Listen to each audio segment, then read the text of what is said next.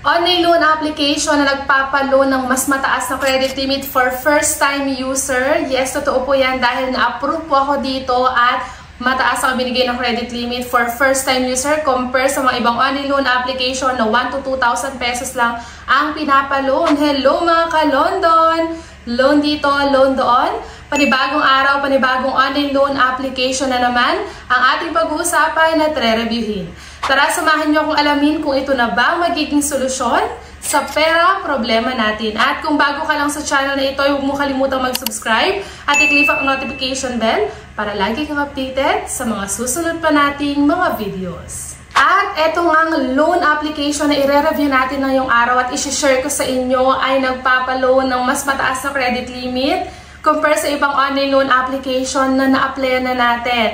Everyday guys, naghahanap tayo ng legit na online na makatutulong sa atin sa oras ng pangangailangan. At syempre, pag tayo ay nangangailangan, hindi lang 1,000 yan, hindi lang 2,000 yan. Kaya naman, hindi talaga tayo titigil na maghanap ng online loan application na pwede nating mautangan at makapagbibigay sa atin ng kahit papano is mas mataas na credit limit. And kagaya nga na sinabi ko, etong online loan application na ito ay nag-offer sa akin ng mas mataas na credit limit. Kung magkano yan, yan ang aalamin natin hanggang sa dulo ng video na ito. At check din natin kung magkano yung mababawas or yung interest na ibinigay sa atin doon sa ating credit limit. And of course, yung kanyang loan term. So, yan yung mga tinitignan natin at check natin para ma-sure natin na isang online loan application ay legit talaga at pwede talaga nating utangan. And kung madalas kang ma-reject sa mga ina-apply mong online loan application, kung gaano kadalas kang mag-try, ganun ka din kadalas ma-reject, naku, huwag kang mawala ng pag-asa dahil dito sa ating channel ay namimigay tayo ng instant GCash giveaway sa maswerteng mapipili. Ano nga lang bang dapat mong gawin? I-like lang ating video at huwag kalimutang mag-comment sa comment section dahil dyan ko tinitingnan at chinecheck kung sino ba talaga ang maswerteng mananalo. Nagkakaroon ka na ng idea sa mga online loan application and at the same time, may chance ka pang manalo. Kaya ano pang hinihintay mo? I-like na ating video at mag-comment na dyan sa comment section. Alam ko nga is excited na kayong malaman kung anong online loan application ba itong nag-offer sa akin ng mas mataas na credit limit. Ito ay walang iba kundi si Valor Credit Loan Up Quickly. And legit naman talaga na loan up quickly itong si Valor Credit dahil nga mabilis lang akong na-approve dito at bukod nga dyan is mas mataas ang credit limit. Ito ay kasalukuyan ngayong mayroong 4.6 na ratings. Mataas yan pero syempre hindi pa rin assurance para masabi natin na talagang legit ang isang online loan application. At sa mga magtatanong po dyan kung saan available si Valor Credit, ito ay madadownload lamang po sa App Store. Kaya ang mga iOS users lamang po natin ang pwedeng makapag-download at makapag-apply dito kay Valor Credit. Pero syempre, standby lang po yung mga Android users dyan sa mga susunod pa nating mga videos. For sure, meron tayo dyan ma-review na Google Play Store naman. And ito nga ang mga nakalagay kay Valor Credit. Fast track to higher limits. Unlock bigger limits. So, nakalagay dito na from 1,000 pesos up to 40,000 pesos daw ang pwede nating ma-loan dito kay Valor Credit.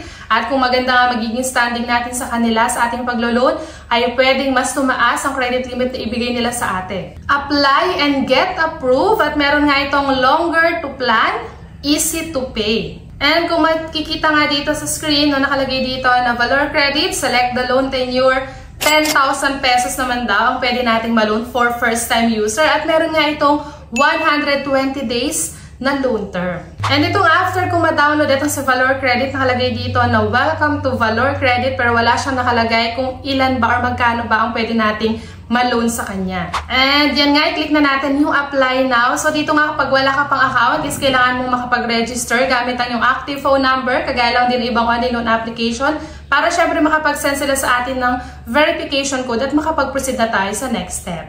And after nga yan is proceed na agad tayo sa ating application. So unang-una na nga sa kailangan natin i-provide yung ating personal information. So kasama dyan, province of residence, city of residence, residential address, postal code, kasama educational level, kung ano bang natapos mo, pipili ka lang dyan. Marital status kung married or single, kasama din ang number of children, pero syempre kung wala ka pang anak, 0 lang ilalagay mo dyan.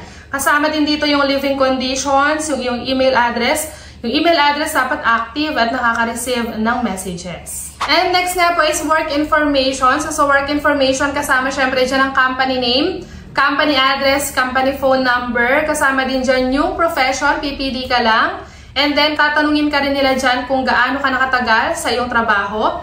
And then, yung monthly salary or income, syempre baka dyan din nila i-base kung magkano ibibigay sa ating credit limit. And sa emergency contact naman is kailangan natin makapagbigay ng 3. Pero syempre, pakaisipin natin mabuti kung sinong ilalagay natin dyan. Dahil once na hindi nga tayo makapagbayad at due date na natin is maaari silang tawagan din ng mga agent ng Ola or worse nga, lahat ng mga contacts natin sa phone book ay ma-access talaga nila. And sa credit standing nga is nilagay ko lang dyan ay no loan para mas mataas yung chance na ma-approve talaga tayo. At ito nga is meron din silang facial recognition to check kung ikaw ba talagang naglo-loan or ginamit lang yung ID mo sa paglo-loan.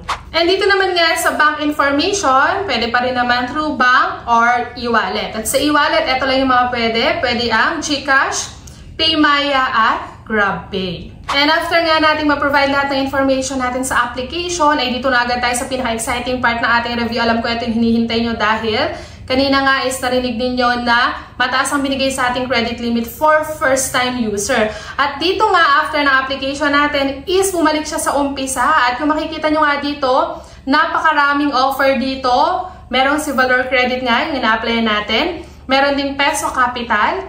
Meron din ditong Peso Ready, Sure Loan PH at Climb Fund. So, pare-pareho lang din yan ang in-offer. Pero syempre, ang in-applyan natin is si Valor Credit. At ang nakalagay nga dito, from 800 pesos up to 27,400 ang pwede daw niya mapaloan sa atin. And dito na nga tayo agad sa in-offer sa ating credit limit netong si Valor Credit. Kung mapapansin nyo nakalagay dito na 10,000 pesos daw po ang pwede niyang i-offer sa akin. At ang nakalagay dito, loan tenure or yung loan term niya is 120 days.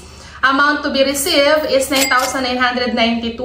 Interest is 320. Service fee is 8 pesos. At dito nga, meron siyang 3 repayment plan or 3 pagbabayad. Mahahati sa 3 pagbabayad. And ito nga yung kanyang repayment plan. Sa unang pagbabayad is magbabayad na tayo ng 3,060 pesos. Sa pangalawang pagbabayad is 2,740 pesos. At ganun din sa pangatlong pagbabayad which is 2,740 pesos din. At kung mapapansin nyo nga, etong 10,000 na offer na to is parang kamukha lang din na ino-offer ng mga na-review nating only loan application na sa first timer is nag-o-offer daw ng 10,000 pesos. At ito na nga ang binigay na credit limit sa akin dahil na-approve nga ako dito kay Valor Credit. So hindi po siya 10,000 pero mataas pa rin po dahil 7,400. So kung mapapansin nyo kanina, sabi niya ang pwedeng i-offer sa atin is from 800 pesos to 27,400. So 7,400 po talaga ang binigay na credit limit sa akin ni Valor Credit.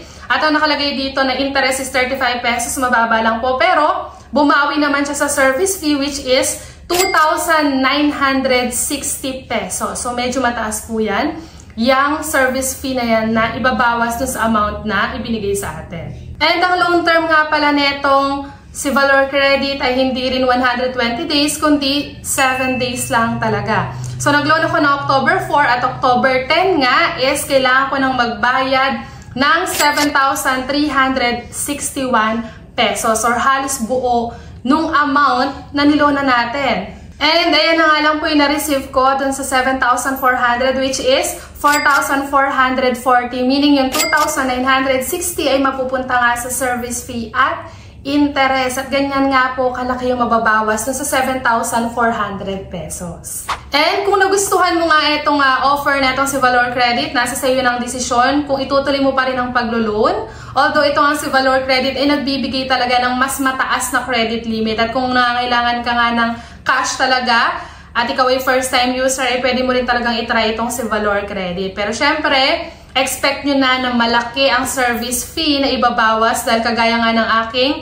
na experience dito kay Valor Credit, mataas talaga ang kinukuha nilang service credit or service fee. At ito na nga natatapos ang kabuang review natin dito kay Valor Credit. At kung gusto mo manalo sa ating GCash giveaways, i-like lang ating video at mag-comment na sa comment section para sa chance ang manalo. At dito na nga lang muna natatapos ang ating review ngayong araw.